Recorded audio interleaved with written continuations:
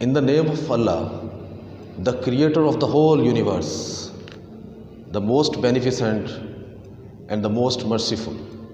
May Allah's blessing and peace upon Muhammad sallallahu alaihi wasallam, the embodiment of justice and equality, and his companions and his family.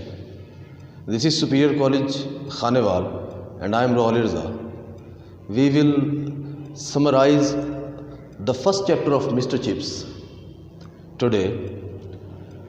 So in this chapter, I have gathered and accumulated a number of useful information just for the sake of your betterment and welfare, and stretch them out onto the whiteboard. So let's start our first chapter of Mr. Chips. So here students, सबसे पहले वो ये कहता है chapter में, जिसको हम summarise करते हैं, आपको चैप्टर की एक एक लाइन ऑनलाइन लेक्चर में पढ़ाना बहुत मुश्किल है, यानी फिर हम उसको पूरी तरह से सम अप नहीं कर पाएंगे। तो हम उसमें से वो यूज़फुल पॉइंट्स जो कि आपके पेपर के आंसर क्वेश्चंस के पॉइंट ऑफ व्यू से बेटर हैं और आपके चैप्टर को समझने के लिए बेटर हैं, हम उसमें ऐड कर देते हैं और वाइट बोर्ड पर हम आपको ऑनलाइन लेक्चर में वो डिलीवर करने की कोशिश करते हैं। So activities of mister Chips. Activities of mister Chips क्या थी, इस पहले लेक्चर में हमें वो जेम्स हिल्टन जो है इसके बारे में इन्फॉर्म करता है। सो क्या कहता है जी, वो कहता है जी use to wind up clock, रात जब भी होती थी वो सबसे पहले अपनी घड़ी को चाबी देता था। Put a wire guard in front of a fire, जो लोग पढ़ने वाले लिखने वाले अंग्रेज़ों में, ख़ासतौर पे इंग्लैंड के कंट्री में, उनकी एक स्टडी फायर होती है कमरे में, ठीक है, उसके आगे ये वायर गार्ड लगा देता था ताकि कोई आग बाहर ना निकल के आ सके। कैरिड अ डिटेक्टिव नावल, एक डिटेक्टिव नावल लेता था और उसको वो पढ़ना शुरू कर देता था, और उसके बारे में अगले चैप्टर्स में हम पढ़ेंगे कि वो इंस्पेक्टर फ्रेंच और डॉक्टर थॉर्नडाइक के नावल थे। अच्छा, अब इसमें जेम्स हिल्टन जो है एक और चीज़ बयान करता है, वो कहता है कि ट्रुथ्स अबाउट ओल्ड एज क्या हैं। जब ये आपका फर्स्ट चैप्टर जो है स्टार्ट होता है, उसमें वो लिखता है कि it is nice to sit by the fire, कि जब आपकी एज जो है वो ढल रही है, आप बूढ़े हो रहे हैं, यानी आपको इसमें एक टर्म इस्तेमाल करता है वो एनोडोमिनाई और एनोडोमिनी, कि आपकी एज जो है जब वो एडवांसिंग पीरियड में दाखिल हो जाए, आगे बढ़ना शुरू हो जाती है, तो इंसान को कैसा फील होता है। लिखता है कि nice to sit by the fire drinking tea and remembering memories, यानी वो उसे अच्छा लगता है कि वो आग के सामने बैठे, उसे बहुत अच्छा लगता है कि वो चाय पिए, और बहुत अच्छा लगता है कि वो पुरानी चीज़ों को याद करे, क्योंकि ज़िंदगी में आपकी एक्टिविटीज़, जिस तरह इंसान बूढ़ा होता रहता है, उसका जिस्म जो है वो कमज़ोर होना शुरू हो जाता है, उसकी एक्टिविटीज़ जो हैं वो बिल्कुल स्लगिश और वो इनएक्टिव होना शुरू हो जाता है। तो ये चीज़ें जो हैं, यानी सुकून से बैठ के करने वाली, उसको हमेशा अच्छी लगती हैं। अब यहाँ दूसरे नंबर पर हम ले लेते हैं description of mister chips personality, यानी मिस्टर चिप्स की पर्सनैलिटी को हम पूरे तौर पर, और इसमें जो जो चीज़ें आएंगी, जो जो इन्फॉर्मेशंस हैं अच्छी अहम, वो हम आपको देते हैं। So went to Great Exhibition, सबसे पहले ये ग्रेट एग्जीबिशन में गया। अब ग्रेट एग्जीबिशन क्या? ग्रेट एग्जीबिशन 1851 में हुई, ग्रेट एग्जीबिशन 1851 में हुई, एंड चिप्स जो है वो 1848 में पैदा हुआ, यानी जब वो 3 साल का था। और ये जो ग्रेट एग्जीबिशन थी, ये क्रिस्टल पैलेस एग्जीबिशन के नाम से भी जानी जाती है, और इसे किया गया एट हाइडे पार्क, और विजिटेड 6 मिलियन पीपल, तकरीबन 6 मिलियन लोग जो थे वो इसको विज़िट करने के लिए आए। और इंग्लैंड ने इसे इसलिए रखा था ताकि उनका कल्चर और उनकी इंडस्ट्री जो है वो फ्लोरिश कर सके, और उन्होंने सारा आयरन और क्रिस्टल से मिलाकर एक पूरा महल बनाया था जहां उन्होंने इस ग्रेट एग्जीबिशन को रखा था। लेसन में इसे इसलिए इस्तेमाल किया गया कि जो 1851 या ग्रेट एग्जीबिशन का टेन्योर है, बहुत कम लोग ऐसे ज़िंदा हैं जो कि इस चीज़ पर बूस्ट कर सकें कि हमने वो ग्रेट एग्जीबिशन देखी, and chips was one of them, और चिप्स जो था उनमें से एक था। इस जो ये ग्रेट एग्जीबिशन थी, इसमें एटलीस्ट 13,000 इंस्ट्रूमेंट्स जो थे वो डिस्प्ले किए गए। मुख्तलिफ़ मुल्कों से आए थे लोग, उन्होंने अपने मुख्तलिफ़ फ़नपारे, मुख्तलिफ़ मास्टर पीसीस जो थे वो शो आउट किए, वो डिस्प्ले किए, वो एग्जिबिट किए इसमें, ताकि उनके मुल्क की इंडस्ट्री और कल्चर को एक फ़रोग मिल सके और लोग उसे आकर देखें, और ऑब्वियसली बहुत कामयाब रहे।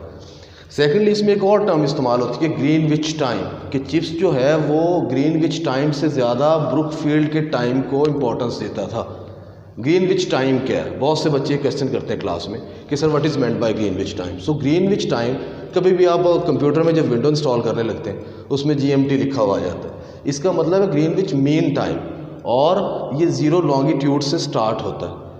और ये है मतलब ग्रीनविच है क्या? ग्रीनविच जो है ये इंग्लैंड का एक प्रोविंस है कैंट, उसका एक सिटी ग्रीनविच है, जहाँ से ईस्ट टू वेस्ट लोग जो है यानी बहुत से मुल्क जो हैं वो इसके टाइम पर इंसार करते हैं, डिपेंड करते हैं, इसी के टाइम के मुताबिक अपने मुल्कों के टाइम सेट करते हैं, अपनी कंट्रीज़ के टाइम सेट करते हैं। सो इसको हम कहते हैं ये ग्रीनविच टाइम है। और चिप्स जो है वो हमेशा ब्रुकफील्ड के टाइम को ही इंपॉर्टेंस देता था अपनी रूटीन वर्क्स के लिए, कभी भी वो GMT को इम्पोर्टेंस नहीं देता था। यानी ब्रुकफील्ड जो स्कूल था वो उसके लिए इंतहाई इम्पोर्टेंट और अहम था हर मामले में। और ये जो गलती से इसे आफ्टर डेथ लिख जाते हैं, आफ्टर डेथ इसका हरगिज़ मीनिंग नहीं है। इसका मीनिंग जो है वो है in the year of Lord birth of Jesus Christ, यानी कि जिस साल में हज़रत ईसा अलैहिस्सलाम पैदा हुए। सो ये NOW है, लेकिन लेसन में इसको एडवांसिंग एज के तौर पर यानी बढ़ती हुई उम्र के तौर पर इस्तेमाल किया गया है। अगला क्वेश्चन, जब हम अगला पार्ट देखते हैं इसी लेसन का, उसको समराइज़ करने की कोशिश करते हैं, तो सबसे पहले जो सबसे अहम और इम्पॉर्टेंट चीज़ हमारे सामने आती है वो है अपीयरेंस ऑफ मिस्टर चिप्स, यानी मिस्टर चिप्स दिखने में कैसा था। सो मिस्टर चिप्स फ्रेश कम्प्लेक्शन था, यानी यंग एंड फेयर मैन था, एक खूबसूरत शानदार आदमी था जिसकी एज उस टाइम 22 थी। 1869 में इसने मेलबरी स्कूल को ज्वाइन किया, 1869 में इसने मेलबरी स्कूल को ज्वाइन किया। लेकिन मेलबरी स्कूल में इसके बारे में लिखा हुआ है लेसन में कि students rag there a good deal, बच्चों ने इसे अच्छा खासा सताया। इसने 1869 में मेलबरी स्कूल को छोड़ा, लेफ़्ट आउट किया और 1870 में ब्रुकफील्ड स्कूल में आ गया। अब 1870 में जब ब्रुकफील्ड स्कूल में आया तो जुलाई में सबसे पहली मीटिंग इसकी हुई मिस्टर वेदरबी, और मिस्टर वेदरबी के बारे में आपको पूरी डिस्क्रिप्शन हमने दे दी जब हमने इसके करैक्टर्स के बारे में पिछले लेक्चर में पढ़ा। उसमें कौन था? ये फर्स्ट हेडमास्टर था जो 1840 से 1870 तक यानी कि 30 साल का अरसा इसने ब्रुकफील्ड स्कूल में गुजारा और कोशिश की कि restore the glory of Brookfield school, और उसमें ये किसी हद तक सक्सेसफुल भी रहा।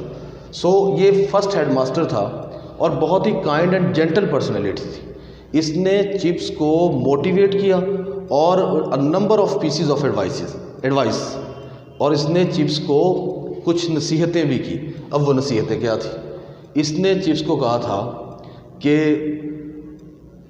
आप जो है ब्रुकफील्ड में अपना जोश और जज्बा दें, यानी give your enthusiasm to Brookfield and Brookfield will give you something in return. Brookfield आपको बदले में कुछ देगा।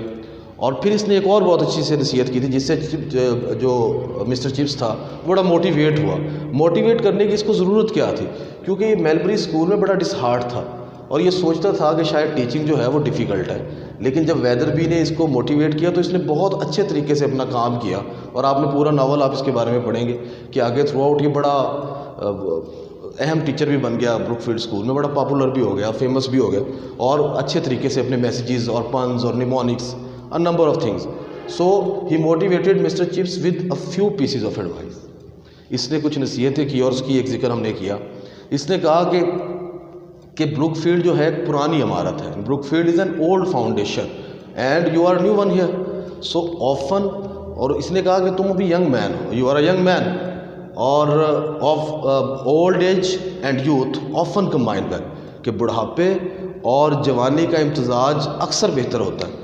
इन चीज़ों से, और इसने एक और बड़ी अच्छी बात की कि take a firm attitude from the beginning, कि शुरू से ही आपने सख्त रवैया रखना है, and that is the secret of discipline, और यही डिसिप्लिन का राज होता है।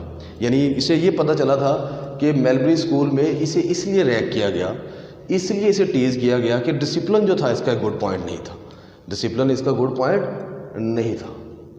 सो नेक्स्ट लेक्चर में हम इस बाकी के चैप्टर को डिस्कस करते हैं।